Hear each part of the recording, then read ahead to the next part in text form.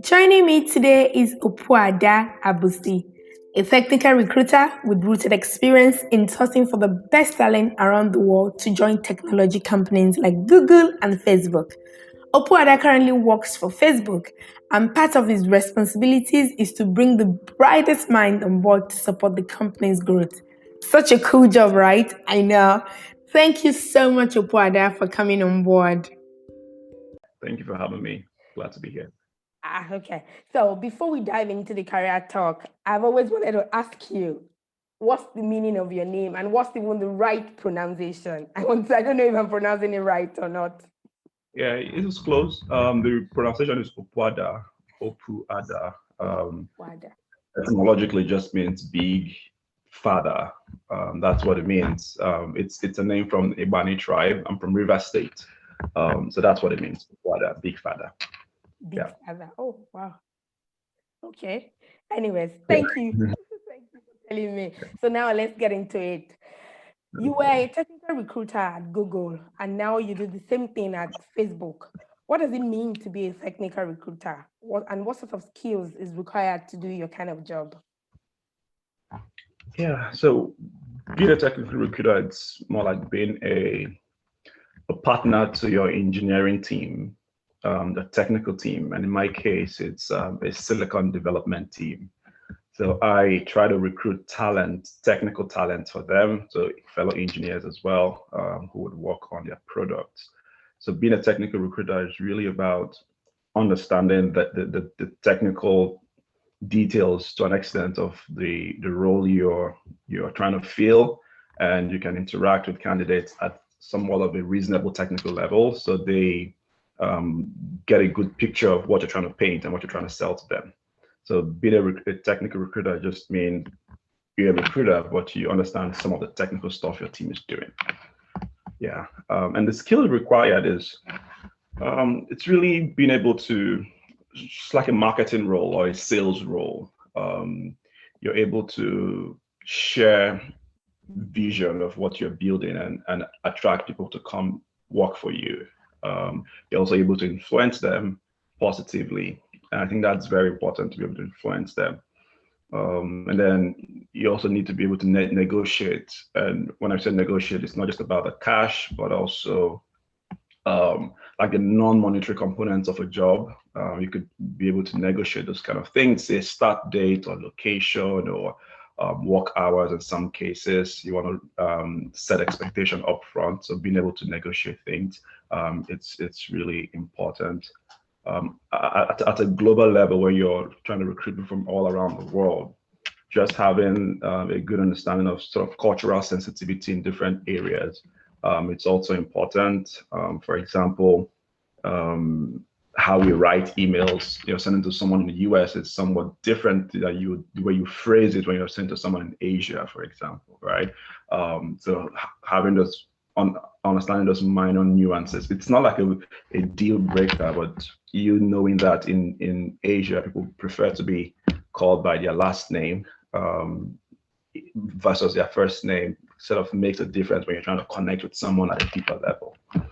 And then the other part is just being able to find candidates. So you have to know like how to use tools to look for people, and those tools could be very common LinkedIn or Google Scholar or GitHub to really find people. So having all of this, I think, would make someone a pretty okay recruiter.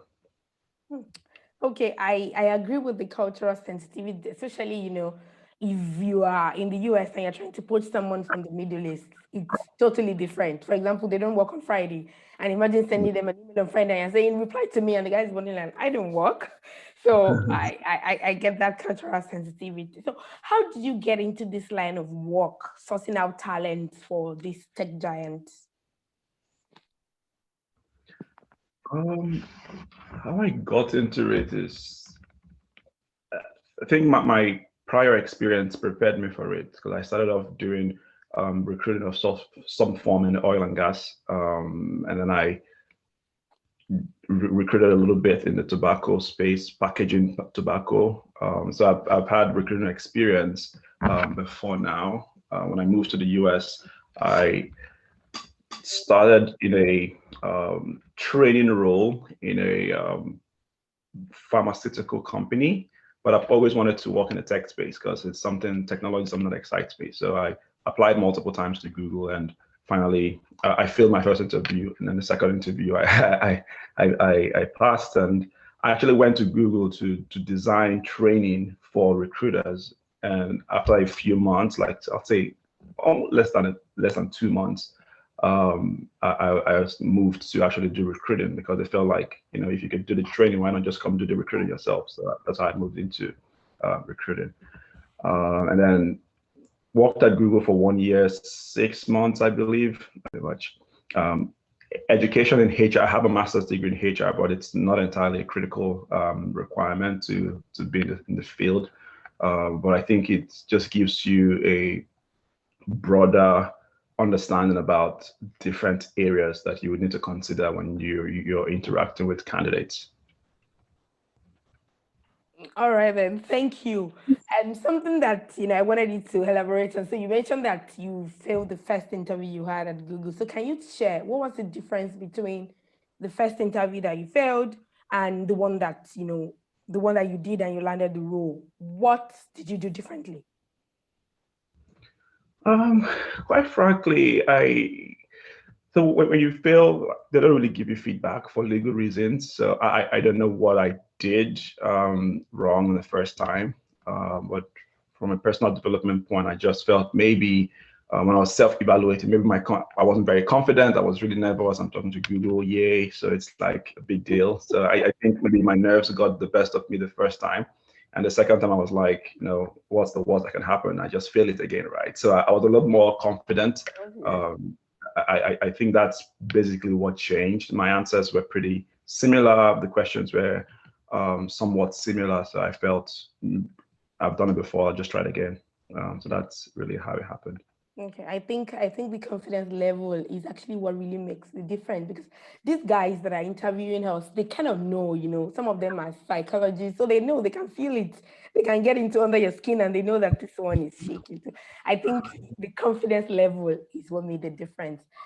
Okay, so I wanted to ask you, growing up in Africa, can you share what were your dreams? Did you dream that one day I'm going to be working for big, giant technological company? And if yes, what were the, I know that dream, sitting down and just dreaming and wishing is not it.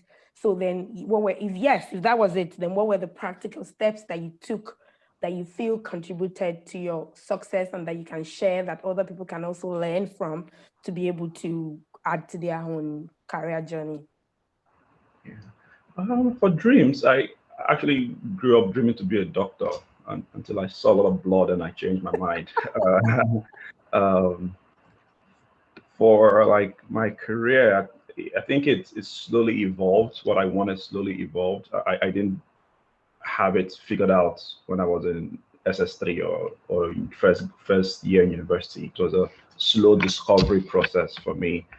I didn't really have a company in mind per se, but what I definitely knew I wanted is to have a global career where there's that you have like a platform where you could connect the world, right? So that's something I always wanted, not just working in a small company and not getting that global view to the world. So at the early point, I discovered that I was good at selling things to people or convincing people, influencing people. Some folks would say I manipulate people, but that's not the right word to put it. So I felt I could be naturally good at influencing people. I thought about a career in law at some point, but that didn't work out. I didn't really pursue it because I wanted to do something else. So when I moved into marketing. So I got my first degree in marketing with the hope that I could do like some sales things that I could influence people. But I think in like 400 level, I was like, no, I'm not too into the sales thing or marketing stuff. I don't want to be faced with quotas. So I had like an aha moment where I was like, okay, you could go into HR since you could influence people and get results through people. So I considered that, and ever since I made that decision in 400 level, I was like, my mind was made up, and I just pursued my HR career. Practical steps that I took is really just getting an education and determining at a reasonable point to stick with one line, because I see a lot of people, while it's okay to move around, the risk you face is that you dilute your experience when you move from, say, marketing to HR, and then move from there to engineering or customer service. It's good to be very broad in your experience, but when you're trying to build depth in one particular area, you just sacrifice that depth when you move around quite a lot.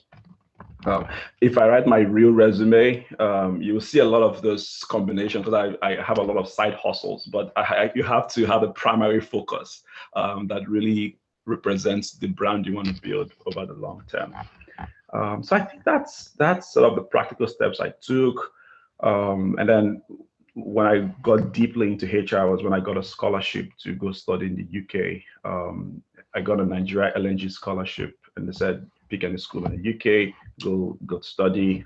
So I chose the University of Manchester, where a lot of the HR stuff I was reading, most of the professors were from the University of Manchester. So I decided to go there and just learn from them. So you have professors like Jill Rubry, who was one of the world experts in like labor law and labor relations, stuff like that. So I worked with her back in Manchester. It was really inspiring to just work with people that you read every time. So those are like practical steps I took, and I just stuck with my instinct that I would stay in HR. When you trying to get your first or your second job, people could lure you in different directions to say, hey, how about you come do sales? How about you come do customer service? But being able to stay focused, I think, would really determine the long run of your career. I mean, thank you so much for sharing this, because this is what I say to the few young professionals in my community. I feel that you cannot be for everyone and then think that, you belong to something. You need to, in as much as I understand that, I mean, the job market is tough and people just want to survive, but I feel like you should build depth in one particular thing. So when you are sleeping, when they wake you up to say there's a role for, if it's marketing you want to go, there's a marketing role for something, you are not saying, well, what do I read? Because you have built so much depth. All you just need to know is what is the company, what's their focus, what's their product, what's their brand, so that you can, tie that together. And when you go for the interview, it just looks like you're speaking from your heart. I say this every time, and I know that when they listen, they will all understand. Not that today, because you hear that pure water is selling, you run left. Tomorrow, somebody is telling you it is granite, then, so wait, I mean, like, and you rightly said, when you are coming up, you need to build depth. And thank you for sharing that. Another thing I want to touch on, which is about volunteering. I see that earlier in your career, you did quite a number of volunteering. This is something that I don't see as much today. So I want you to tell me, do you think that contributed to your career success, or it was just a bloody waste of time for you? I think it contributed for two main reasons. The first one is I built a lot of connections with people who are, I'll say, in high places today, because I volunteered with Enactus, Manchester. I volunteered with Shudder Health. So I've done quite a number of volunteering opportunity, and all of those connections you build really help shape your future. And it's not like you're going into this volunteering experience just with the sole purpose of building those connections. You find something that you have interest in and you want to impact positively. You go do it for free, but the payback for you is you've done something you enjoy, great, but you also met great people who could maybe submit a referral for you tomorrow, or call you up for a talk show, and something like that. So I felt those connections were really helpful. When I volunteered to be a consultant as part of when I was in the UK, I was talking to small businesses for free, just sharing like knowledge with them. And I think I developed good consulting skills just through that experience. It was completely free, but today I use those skills. I can meet a client like a hiring manager and begin the discovery process of what they really want. So I think that really helped me really grow that being a consultant to people. And if I have to tomorrow like open my full consultancy business, I've gained experience. I've done it in different parts of my career, and I'm really ready to go at that point. So volunteering, if you have the time, I really encourage people to do it. Thank you, and I hope that they take some learning from your own experience. So I would say that you are responsible for bringing the brightest mind to work for Facebook, and by that you add value to the organization. So what sort of feeling come with that for you when you wake up? What sort of feeling? One word? One word. No, one sentence. Okay, I think anything. it's hard to get one word. The one word is pride, but it's like a subcategory of word. So pride is one word. I feel like, yeah, I work in an amazing company. I feel fortunate to do that. So I wake up feeling that, yeah, so I'm at the forefront that I could actually change the world, in quotes, right? So we're really that's a sense of pride, a sense of like, I'm so excited about this place, right? That excitement exists. But the subcategory of what I mentioned earlier, it's responsibility, because you're carrying the world on your shoulder, to put it figuratively. And the reason is the type of people you bring would either make or mar the product you're trying to build. So are you the person who wants to really try to push people through the interview process just so you can get credit for it? Or you want to maintain a certain bar and get the very best of the very best? Because, and then from a behavioral standpoint, as a recruiter, you also sort of somewhat evaluate candidates to see if they would they stay long, right? What is their real motivation for joining? So that sense of responsibility really is in my head every day, because whoever I bring would determine if we can build the augmented reality glasses that we've announced, or we could continue to push other products that we're trying to build internally at Facebook. I agree with you. Do you want to be the recruiter that brings guys that contribute and stay? Or do you want to be the recruiter that all the guys leave after 8 months and they're like, what's happening, bro? Exactly. I get that. So from my interaction with the African talent market, I can see that there's an increase in people that are more interested. I mean, African young talent now, that are interested in tech. So can you share 5 professions in tech that some of our listeners can focus on to kickstart their career in tech? Both highly techie coding and the ones that are not so techie like coding. If you can share, there's some you can share. Okay. The ones that are not so techy.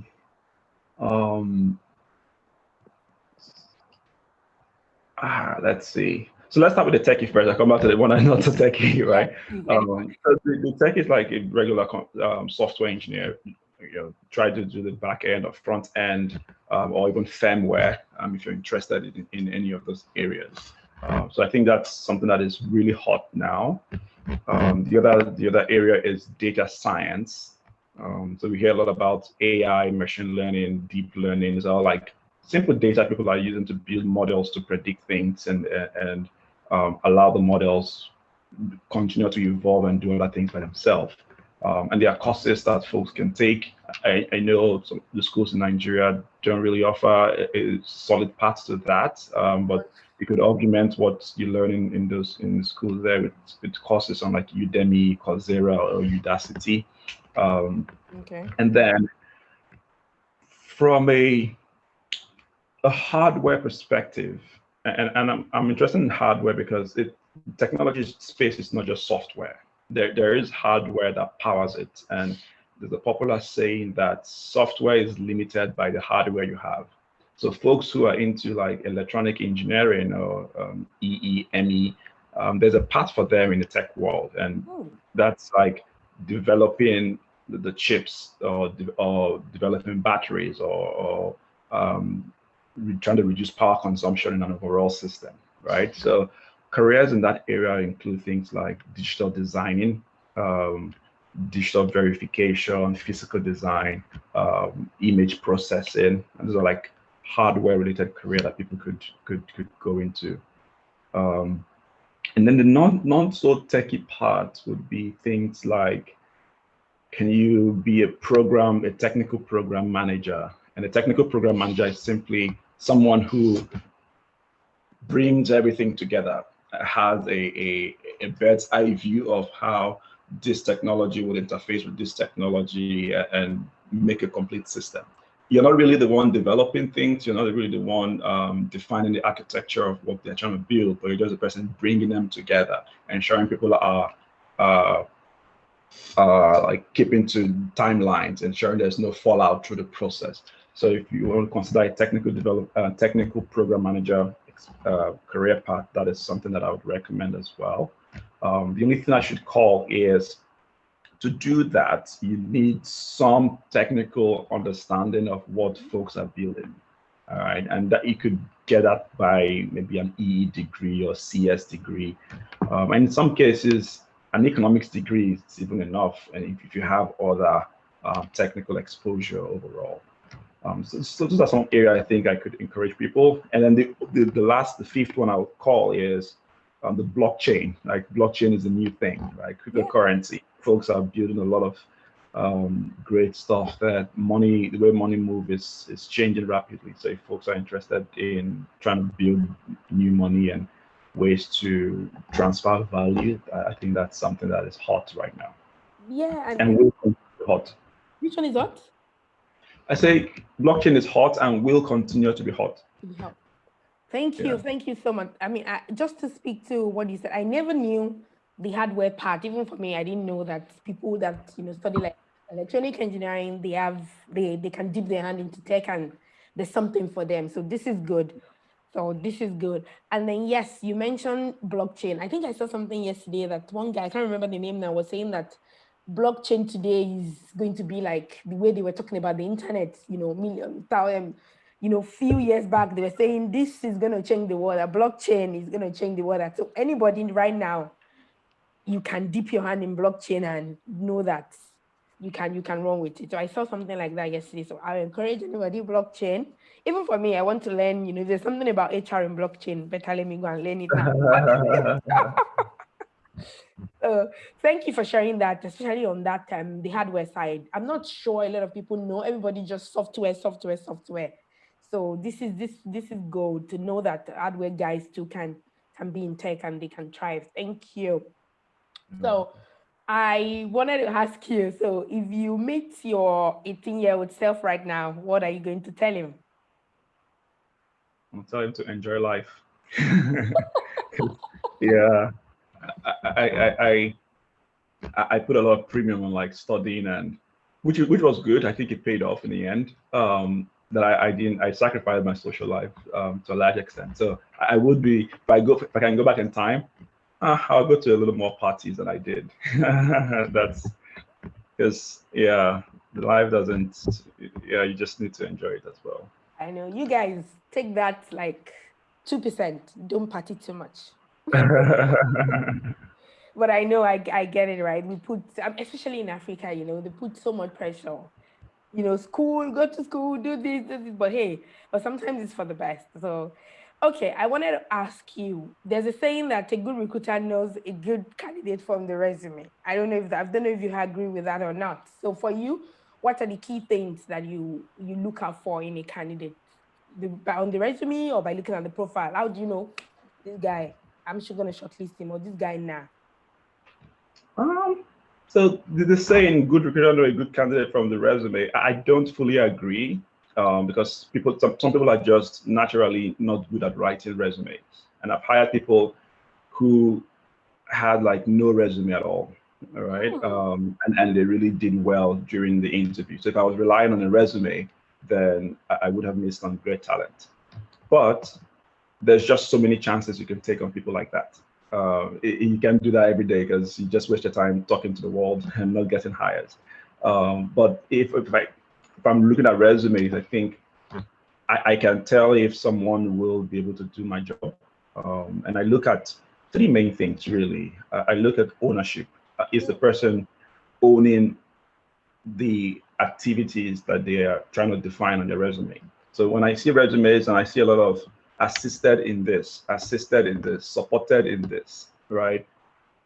That's okay. But I don't know what you're really supporting with if you don't tell me exactly what you did. So did you develop something? Did you architect it? Did you run the tests to ensure reliability. So more of ownership on a resume really defines if you can actually do the work than using passive language.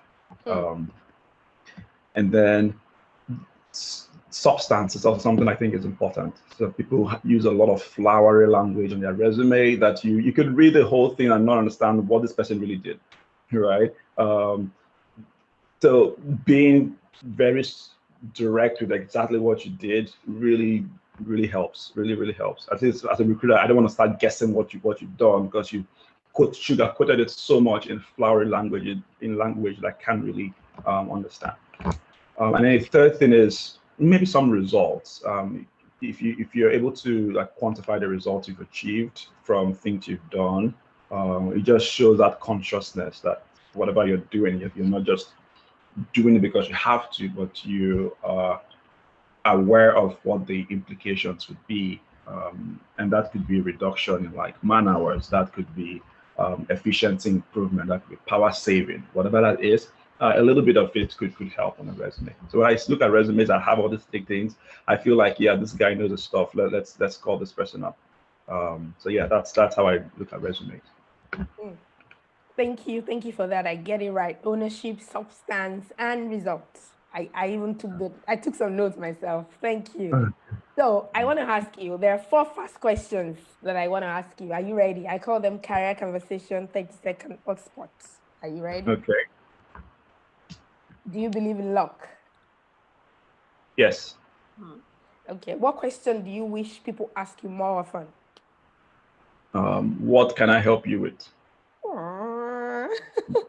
What's the title of the last book you read, or the last movie you watched, or the last podcast you listened to? Book I read is Origin by Dan Brown. That's the last book I read. The last movie is I See You. I think Sylvester Stallone was in it. Okay. So finally, have you met Uncle Mark? Yes, I have. I think I met him on my 4th day at Facebook, but I don't have any evidence because he doesn't take selfies at work. Because if he does take selfie, as you can imagine, he will take selfies all day. Yeah. I've met him in person. I've shook his hand. But yeah, he's a really awesome leader. Very inspired guy. Okay. Thank you so much, Opuada, for coming on board. I mean, I totally enjoy speaking to you. You're welcome. Thank you for having me. It's been a nice time here. All right, then. So have a lovely day. I know it's morning for you. Have a lovely day ahead. All right. Have a good one. Have a good night. All right, then. Thank you. Bye. Bye. Thank you so much for sticking till the end. I appreciate the time you've decided to spend with me. Kindly share the podcast with your friends. And if you're listening on Apple Podcasts, please take a minute to drop a review. Reach out to us on the podcast Instagram page at Career Conversation Podcast, or reach out to me personally on at Oyin on LinkedIn and on Instagram. I'll personally love to hear from you. Till next time, never stop believing and pursuing your dreams. You will realize it takes you to take a bet on you.